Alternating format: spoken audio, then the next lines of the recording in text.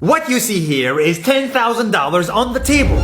You can take this money as a loan, but I will charge you a little bit of interest rate. Like most people, you take the money and you go buy a nice car. But in 10 years, it's time to pay me back. And because of interest rates, now you owe me $20,000 and not 10. You will say, I don't have money to give you. And if you don't, I take your car and a piece of your house. This is how debt works. And after 3 years of traveling the world, I noticed that this is exactly what China is doing. For example, take the small island nation of Sri Lanka. This developing country needs money and China has a lot of it. So Sri Lanka took billions of dollars in Chinese loans. It was easy money just there to be taken. And with that, they built skyscrapers, highways, airports, and shipping ports. The country grew and prospered. But few years later, this easy money came with interest rates, and Sri Lanka was so much in debt that it couldn't pay back China its money.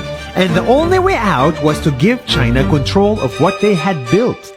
In other words, Sri Lanka lost a piece of its home to China because of debt. This is the Chinese money trap. And it's a real thing I saw all over the world.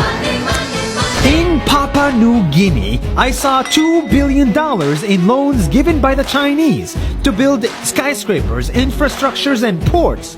But there is no way this remote developing country can pay it back or its interest rate. And the only way out is to give China control of the country. In the Maldives, Pakistan, Malaysia, Laos, Kazakhstan, Mongolia, Egypt, Kenya, and South Africa,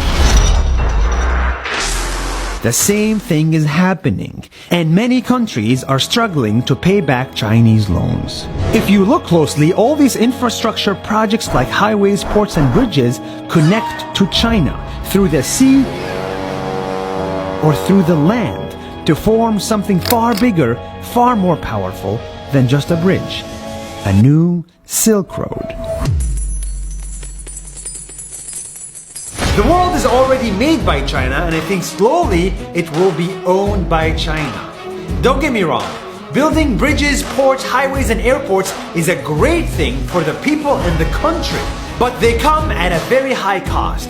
And when these countries can't pay back the loans, these countries will lose their homes. One thing my parents had taught me is that there's no such thing as a free lunch or a free ride. So if we're not careful with our money or other people's money, then we better start learning Chinese. 下周见。